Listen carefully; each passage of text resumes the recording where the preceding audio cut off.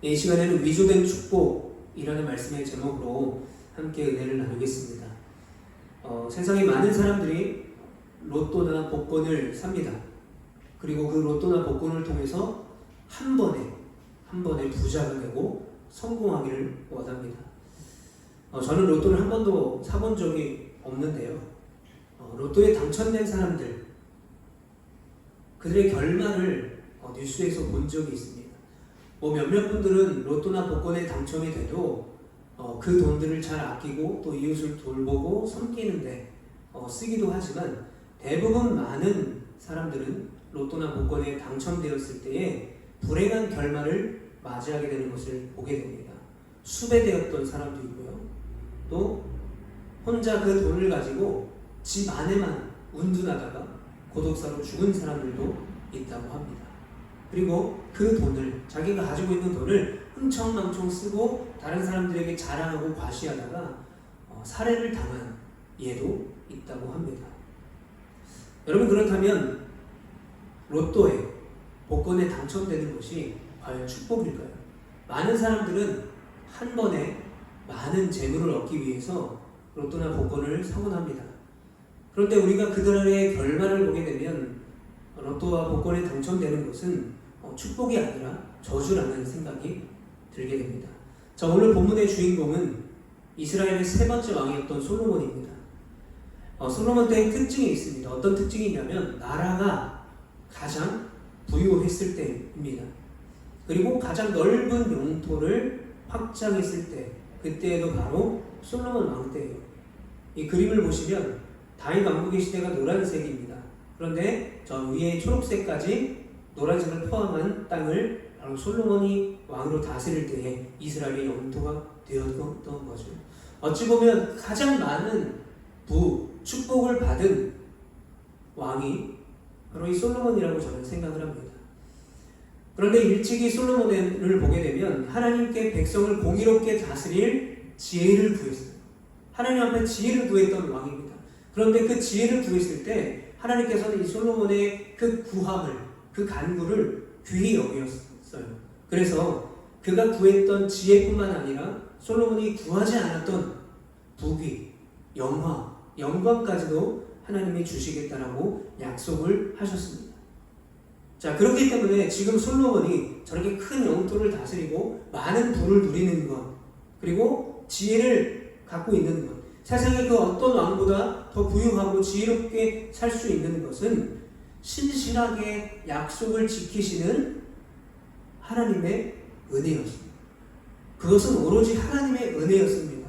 솔로몬이 노력한 것은 아무것도 없어요. 그냥 간구했을 뿐입니다. 그런데 하나님께서 그에게 지혜와 부귀와 영화를 누리게 해주신 거예요. 그런데 불행하게도 이 솔로몬은 그 하나님의 놀라운 은혜를 잊어버린 사람이었습니다. 그 은혜를 잊어버리고 무시한 채 자신의 부귀와 영화, 자신이 가지고 있는 것들을 자랑해요. 과시합니다. 마치 자신이 가지고 있는 그 모든 것이 자신의 능력인 것처럼 속이면서 사람들에게 드러내고 있습니다. 즉, 하나님의 축복이, 하나님께서 주신 축복이 어떻게 되는 거예요? 솔로몬의 부와 공로라고 위조가 되어버리는 거예요. 그런데 그 위조의 내용은 어마어마합니다. 자, 오늘 본문을 보면 솔로몬이 해마다 세금을 걷어들인 금의 양이 666달란트라고 합니다. 자, 이 666달란트는 무게가 어떻게 되냐면 약 23톤에 해당하는 금이라고 해요.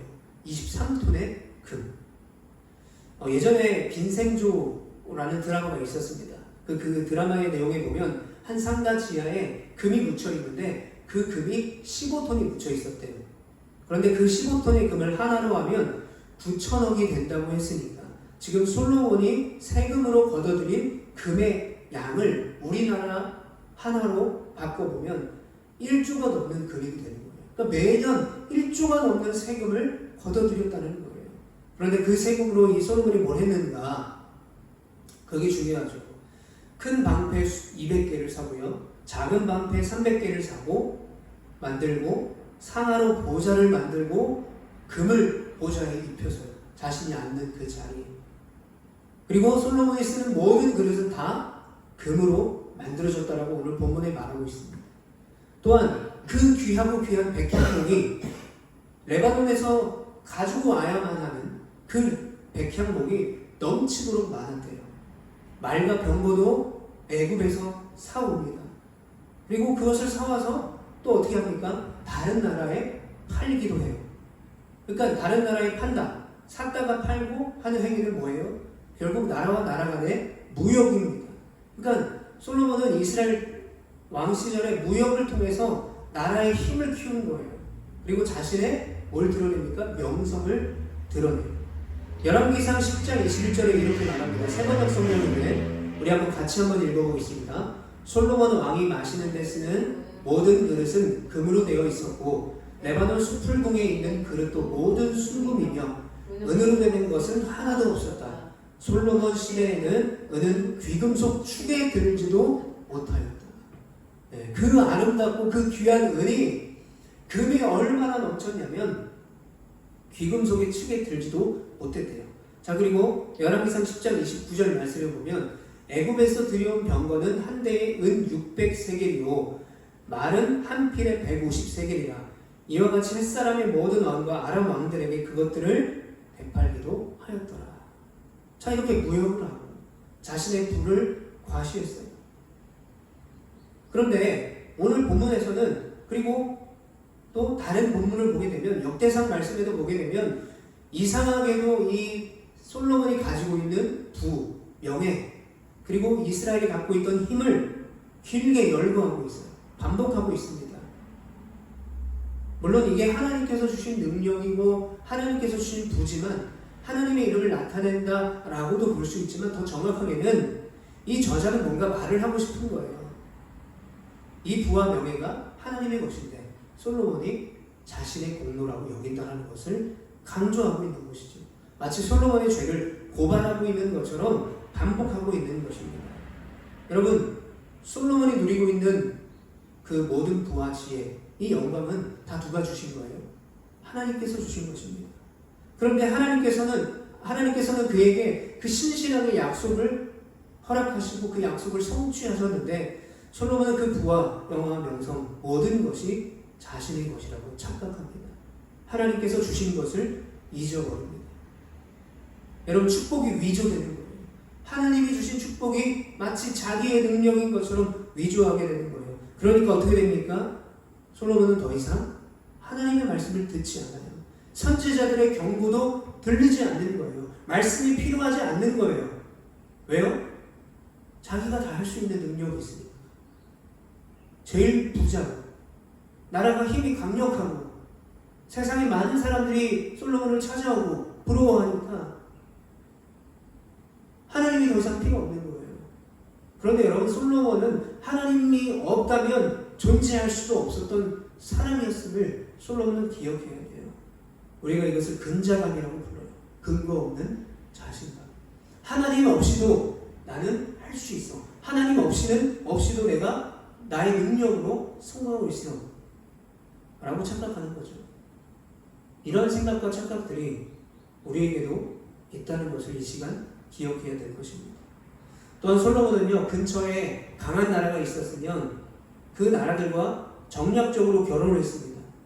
그런데 하나님께서는 이방 나라와 혼인하는 것을 하지 말라고 금지하셨어요. 불법이었어요. 그러나 솔로몬은 이방 나라와의 혼인을 통해서 자신의 나라의 부유함, 국력을 유지했던 것입니다. 그러므로 그 당시 이스라엘은 가장 많은 부를 가지고 있었고 가장 넓은 영토를 가지고 있었고 또 가장 강한 힘을 가지고 있었지만 그것은 결국 하나님께서 주신 것이 아니라 솔로몬이 베푼 은혜라고 착각을 하고 있었던 것입니다. 그리고 그렇게 강한 나라 또 넓은 영토를 가질 수 있었던 것은 전부 어떤 정략 결혼을 통해서 이스라엘과 우호적인 관계를 가진 나라들이 간접적으로 이 이스라엘을 보호해줬기 때문에 그래요. 하나님이 보호하시고 하나님이 인도하시는 나라가 아니라 다른 나라들이 보호하고 협력하는 그런 나라가 되어버린 것이죠. 그러니까 강한 나라들과 우호적인 관계에 있었다라는 말은 어떤 의미를 가지고 있냐면 더 이상 전쟁을 할 필요가 없어졌다는 거예요. 전쟁을 하지 않아도 돼요. 다 우호적인 관계를 맺고 있으니까.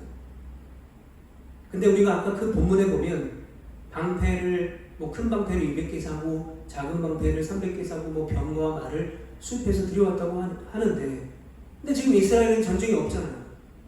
그럼 이 무기들은 어떻게 되는 거죠? 이 무기들은요, 결국 장식품이 되어버리는 거예요. 어떤 공격을 방어하고 전쟁에서 승리하고자 하는 무기가 아니라 그 나라, 특히 솔로몬의 과시물이 되는 거예요. 여기서 우리가 알 수 있는 것은 뭐냐면, 이스라엘은 솔로몬이 다스릴 때에 무엇보다 외적인 풍성함이 넘치는 나라였다는 것입니다. 그런데 더 중요한 사실은 뭡니까? 그들 가운데 영적인 풍성함은 없었어요. 영적인 기근 상태였다라는 것입니다. 그리고 또 우리가 여러 가지 본문을 찾아보면 솔로몬은 그 시대에 태평성대를 누리고 있었지만 왕이 해서는 안 되는 법이 있었습니다. 하나님께서 분명히 말씀하신 왕이 해서는 안 되는 것들을 전부 다 하고 있었어요. 자, 신명기 17장 16절부터 17절 세 번역으로 읽어보겠습니다. 시작. 왕이라 해도 분만을 많이 가지려고 해서는 안 되며 분만을 많이 얻으려고 그 백성을 이집트로 보내서는 안 됩니다. 이는 주님께서 다시는 당신들이 그 길로 되돌아가지 못한다고 말씀하셨기 때문입니다. 왕은 또 많은 아내를 둠으로써 그의 마음이 다른 데로 쏠리게 하는 게 없어야 하며 자기 것으로 은과 금을 너무 많이 모아서도 안 됩니다. 자, 이 신명기 말씀을 보면 이 솔로몬이 하나님의 말씀과 얼마나 정반대로 살았는가. 이집트에서 말을 사들였고 아내를 많이 두었고 방패까지 금을 입힐 만큼 은과 금을 많이 모았던 거죠. 바로 이 솔로몬의 그 위조된 축복, 또 불안한 축복이 결국 솔로몬을 또 이스라엘 백성들을 하나님의 말씀에서 떠나게 하는 저주가 된 것입니다. 축복이 위조되니까 저주로 변하는 거예요. 여러분, 우리도 마찬가지입니다. 우리가 받은 십자가 구원의 은혜가 있어요. 그리고 우리가 받은 은혜를 우리는 우리의 세상에서 선하게 사용해야 되는 것이죠. 그리고 우리가 그 은혜를 선하게 사용하기 위해서 먼저 우리에게 필요한 것은 그 은혜를 잊지 않고 감사하는 것이죠. 그 은혜를 잊지 않고 감사하고 거기서 그치는 것이 아니라 그 은혜를 잊지 않고 감사를 잊지 않도록 우리는 하나님의 말씀에 거해야 되는 것입니다. 우리가 하나님께서 우리에게 주신 어떤 지혜, 부, 능력, 그것으로 우리를 자랑하고 우리를 치장할 것이 아니라 그 은혜를 허락하신 하나님께 날마다 감사하고 하나님께 영광 돌리며 그 은혜 안에 말씀 안에 거해야 되는 거예요. 자, 열왕기상 3장 4절 한번 읽어보겠습니다. 이에 왕이 제사하러 기브온으로 가니 거기는 산당이 큼이라 솔로몬이 그 제단에 1,000번제를 드렸더니, 자, 열왕기상 3장 9절 말씀입니다. 누가 주의 이 많은 백성을 재판할 수 있사오리까 듣는 마음을 종에게 주사 주의 백성을 재판하여 선악을 분별하게 하옵소서. 자, 이 고백은 누구의 고백일까요? 오늘 본문의 솔로몬의 고백입니다. 언제 고백일까요? 예전에, 아주 예전에 솔로몬이 주님 앞에 지혜를 구할 때 그 고백입니다. 여러분, 솔로몬이 기억해야 될 것은 자신이 하나님 앞에 그 지혜를 구할 때에 자신이 연약하고 부족하면서 이 나라를 다스릴 지혜도 없고 힘도 없고 이 많은 백성을 재판할 수 있는 능력도 없습니다. 주님, 나에게 지혜를 주세요 라고 하나님 앞에 매달려서 하나님 앞에 간구할 때를 기억해야 돼요. 우리도 마찬가지입니다. 우리가 받은 은혜, 그 은혜를 통해서 우리가 온 마음을 다하여 하나님을 예배하고 하나님을 찬양해야 돼요. 우리가 그렇게 하나님을 열심히 찬양하지 않고 하나님께 영광 돌리지 않고 말씀 안에 거하지 않으면 어떻게 됩니까? 솔로몬처럼 하나님께서 우리에게 주신 축복이 우리 안에서 변해버려요. 저주로 바뀌게 되는 것이죠. 그러니까 솔로몬은 내가 예전에 이랬지, 내가 예전에 하나님 앞에 지혜를 구했던 적이 있었지 라고 물론 가끔은 회상을 했겠죠. 그러나 회상으로 그칠 것이 아니라 그런 때의 모습으로, 그런 때의 은혜의 자리로 돌아가야 했던 거예요. 영적 풍성함보다 외적 풍성함이 많았던 지금 현재를 돌이켜서 영적 풍성함이 넘쳤던 그때로 솔로몬은 회개하고 돌아가야 하는 것입니다. 저는 이 말씀을 준비하면서 또 사역을 할 때마다 가끔 제가 처음으로 전도사 사역을 했던 2007년도를 생각해 봐요. 그때 저희 교회가 인천에 있었고 저희 집은 이제 서울역 근처에 있었습니다. 지하철을 타고 또 마을버스를 타고 교회까지 걸어가게 되면 한 50분 정도가 소요됐었어요. 정말 새벽같이 일어나서 준비하고 주일에 사역을 준비하고 교회에 갔던 것 같아요. 그리고 제가 대학원을 다니면서 필요한 사역이 있을 때마다 한 일주일에 3번, 4번도 간 적이 있어요. 그만큼 열심히 했습니다. 가끔 이제 담임 목사님께서 부재가 되면 새벽 예배 인도를 부탁받으면 전날 교회에서 자고 새벽 예배를 인도하고 학교에 갔던 적도 있어요. 토요일이면 날마다 중고등부 아이들과 성도님들이 모여서 같이 교회를 청소합니다. 작은 교회였지만 저는 교회의 전반적인 사역들을 다 맡아 했었어요. 근데 그때는 힘든 것도 없이 정말 기쁘게 사역을 했던 것 같아요.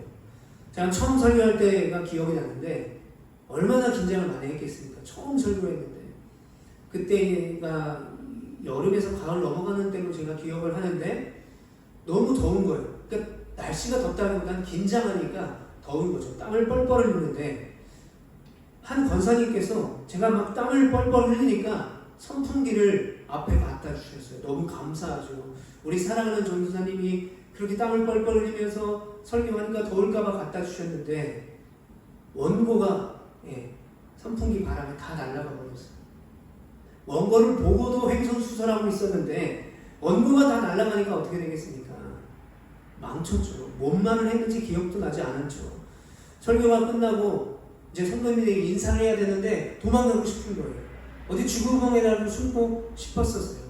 그러나 지금 생각해보면 그렇게 말씀을 전할지라도 설교를 할 수 있는 자리가 너무 귀했던 것 같아요. 그런데 지금 저는 그때로부터 17년이 지났습니다. 저는 어떻게 됐을까? 그때랑 지금의 저를 비교해봐요. 사역에 익숙해졌어요. 오랜 동안 사역을 하니까 익숙해지죠. 그리고 설교하는 것이 그때는 너무 긴장됐고 잠도 안 오고 부담스러웠는데 이제는 뭐 설교를 잘하는 것은 아니지만 능숙하게 하고 있습니다. 그런데 문제는 뭐냐면 익숙함 그리고 자기 만족에 속아서 처음 사역했던 그 기쁨과 감사에 무뎌져가는 저를 발견하게 돼요. 그리고 사역의 기쁨에 결여된 저를 발견하게 되고요. 감사가 부족한 저의 삶을 발견하게 돼요. 게리 마테나 박사가 쓴 책이 있습니다. 필요한 한 가지. 그 책에 보면 이런 내용이 나와 있어요. 만약 마음을 다하고 목숨을 다하고 뜻을 다하여 하나님을 사랑하라는 그 마태복음 23장 7절이 하나님께서 우리에게 주신 가장 큰 명령이라고 한다면 하나님을 마음과 목숨과 뜻을 다해 사랑하지 않는 것이 가장 큰 죄라고 말했어요. 그러므로 우리는요, 영적인 익숙함 내지는 어떤 무뎌짐, 그리고 그것이 더 나아가서 영적 타락까지 이르지 않도록 우리는 늘 날마다 조심해야 돼요. 날마다 나의 모습을 돌아보고 기도하고 회개하며 말씀의 자리에 거할 수 있도록 해야 되는 거예요. 그때 필요한 것, 회개입니다. 회개. 여러분, 회개는요, 내가 죄인이구나, 이것이 죄구나 라고 하면서 그 생각으로 끝나는 것이 회개가 아니에요. 여러분, 회개는요, 삶이 변화되는 거예요. 삶이. 고린도후서에 바울이 뭐라고 말했습니까? 이전 것은 지나갔으니 보라 새 것이 되었도다. 지나갔다는 거예요. 이미 사라져버리고 없는 거예요. 우리가 새 것이 되었다는 거예요. 그러니까 진정한 회개는 뭐냐면 우리의 죄된 모습으로 돌아가는 것이 아니라 우리가 하나님의 은혜의 자리로 나아가는 거예요. 그리고 우리가 은혜 자리에 거했던 그때로 돌아가 보는 거예요. 그것이 진정한 회개예요. 왜요? 옛사람이 죽었기 때문에 새 사람이 살기 때문에, 그리고 내 안에 성령님이 함께 하시고 내가 예수 그리스도를 바라보며 그분처럼 살아내는 것, 그것이 회개라는 거예요. 내가 예전에는 그랬지, 예전에는 내가 그렇게 뜨거웠지라는 어떤 회상에서 그치는 것이 아니라 그때로 돌아가고 또 그때부터 더 믿음이 성장할 수 있도록 우리는 말씀 안에 거해야 됨을 여러분 기억하시길 바랍니다. 우리가 그 작업을 물론 힘들어요. 어렵지만 그것을 하지 않으면 결국 우리는 영적으로 무뎌지게 되고 교만해지게 되고요. 결국 내가 누리는 모든 것들이 하나님께서 주신 은혜가 아니라 내 능력이라고 착각을 하게 됩니다. 여러분, 솔로몬에게도 필요한 것은 뭐였나요? 회개예요. 회개. 아, 내가 예전에 이렇게 구했지, 내가 이렇게 지혜를 구했지가 아니라 회개하고 지혜를 구했던 영적 풍성이 넘쳤던 그때로 돌아가야 되는 거예요. 자신이 가지고 있는 명예가 얼마나 대단하다고 할지라도, 자기가 가지고 있는 부, 정말 포기하고 싶지 않은 그 부가 얼마나 클지라도 포기하고 돌아가야 되는 것이죠. 권력이 중요한 게 아니에요. 여러분, 그가 가진 수많은 은금이 있었죠. 그리고 병과 말들이 있었습니다. 그 모든 것들은 결국 솔로몬의 업적, 그의 능력이 얼마나 위대한지를 나타내는 어떤 지표가 되기도 합니다. 그러나 그 지표는 그만큼 그가 하나님의 말씀에, 하나님의 은혜의 자리에서 얼마나 떠나 있었는가라는 것을 나타내는 지표가 돼요. 그렇기 때문에 그는 돌아가야 되는 것입니다. 솔로몬은 그 치명적이고 위조된, 그리고 변질된 그 축복을 내려놓고 말씀 앞으로 돌아가야 하는 거예요. 여러분, 우리가 한 왕을 한 번 더 기억해 보길 바랍니다. 솔로몬보다 훨씬 앞서 살았던 왕이 있죠. 이스라엘의 첫 번째 왕 사울이었습니다. 그런데 사울도 어떻게 됩니까? 결국 말년에는 하나님의 말씀에 순종하지 않아요. 하나님의 말씀을 듣지 않고 선지자의 경고를 듣지 않고 다윗을 죽이려고 평생을 쫓아다니고 영적 풍성함을 잃어버리고 맙니다. 그런 사울에게 나단 선지자가 뭐라고 말합니까? 순종이 제사보다 낫다. 순종이 제사보다 낫다. 뭐라고 말해요? 순종이 제사보다 낫다. 나단 선지자가 아니라 사무엘 선지자가 그렇게 말해요. 그러니까 무의미한 제사를 드리는 것, 하나님을 잃어버린 채 제사만 드리는 것, 중심이 없는 제사보다 하나님 말씀에 순종하는 것이 낫다라는 거예요.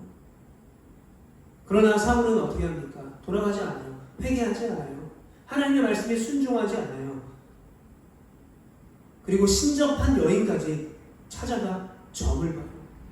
하나님의 말씀을 듣고 그 말씀을 전해야 되는 한 나라의 왕이. 그러니까 사울의 결말은 어떻습니까? 길보아 전투에서 전사하게 돼요. 사랑하는 성도 여러분,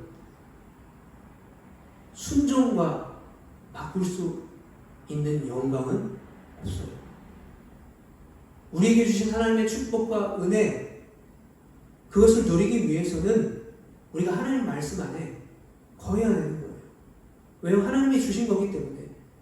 주신 분도 하나님이고 가져가신 분도 하나님이기 때문에 우리는 그 은혜를 주시는 하나님 안에, 그 말씀 안에 거해야 되는 거예요. 근데 만약에 내가 다른 모든 것들을 가졌는데 하나님의 말씀을 버리게 한다면 우리는 그것을 내려놓을 수 있어야 돼요.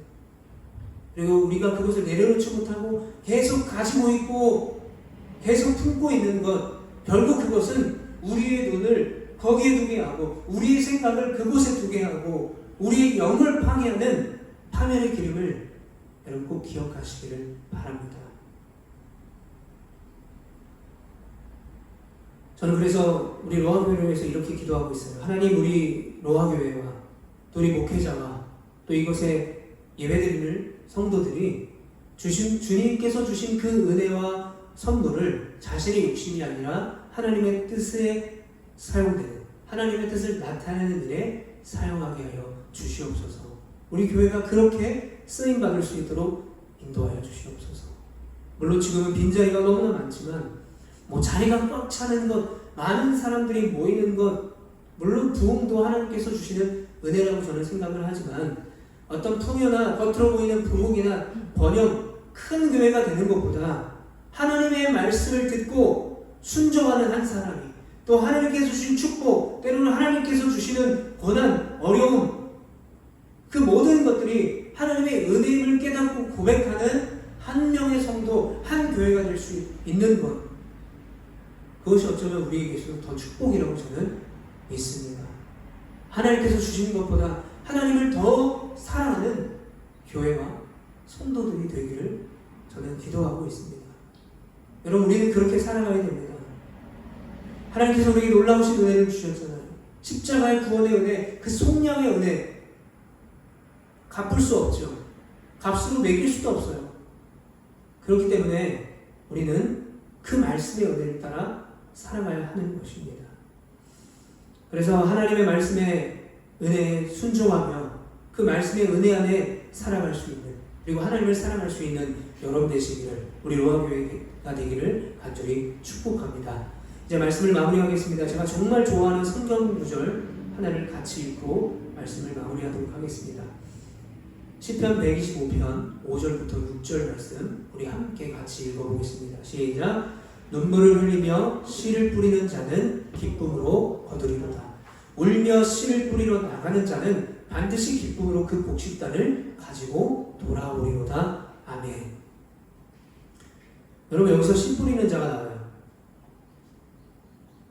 근데 씨 뿌리는 자의 공통된 행위가 있습니다. 상태. 눈물을 흘리며 울며. 왜 그럴까요? 힘든 거예요. 씨를 뿌리는 것 자체가 너무나 힘든 거예요. 근데 주님께서 뭐라고 말씀하십니까? 그렇게 너무 힘들고 고되고 마음이 아프고 괴로운 인생 가운데 울며 씨를 뿌리는 자는 기쁨으로 거둔다는 거예요. 기쁨. 그리고 마침내 반드시 기쁨으로 그 곡식단을 가지고 돌아온다는 거예요. 근데 우리는 이 곡식단이 어떠길 바라요? 많길 바라요. 크길 바라요. 근데 곡식단이 요만큼일지라도, 내가 생각한 것보다 적을지라도, 내가 바라고 기도하고 내가 간절히 매달려서 기도했던 어떤 응답이 아닐지라도 주님 뭘 약속하세요? 기쁨을 약속하시는 거예요. 여러분, 이 말씀의 본문에 우리가 꼭 기억해야 될 것은, 우리의 인생은 눈물나고 고되고 힘들어요.